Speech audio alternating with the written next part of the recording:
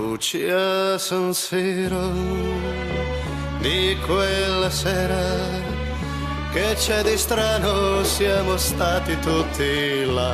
Naturalmente non è il Meazza, ma il nostro Mobono Tegni.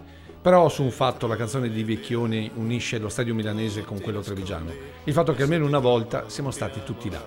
E ieri sera c'erano quelli che là ci volevano ritornare dopo gli anni bui dell'incuria e del degrado. Non la squadra dell'ennesimo nuovo Treviso Calcio, ma quei 50 imprenditori che hanno messo del loro per far ripartire società e soprattutto stadio. Un buon motivo per aderire al consorzio adesso. Allora, intanto in questo momento un buon motivo perché dà spinta alla squadra sportiva, al settore giovanile, ai bambini, dà vita a Treviso, allo stadio, e ce ne sono tantissimi di motivi. Il primo, almeno stando ai loro volti, la soddisfazione per aver rivisto finalmente l'erba sul campo, le seggioline pulite e in ordine sugli spalti e soprattutto, come appunto diceva Vecchioni, le luci riaccese.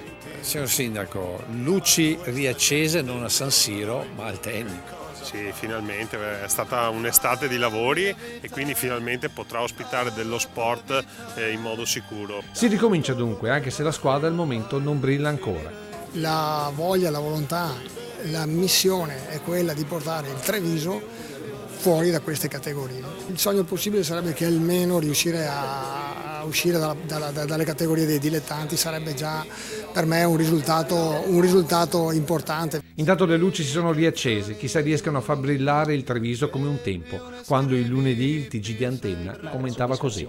Ma si gioca per quello ormai e si ritira fuori la grinta, una grinta che ha fatto vedere un bel primo tempo. Al quarto d'ora la prima rete dei biancocelesti, ieri finalmente con la loro casacca tradizionale.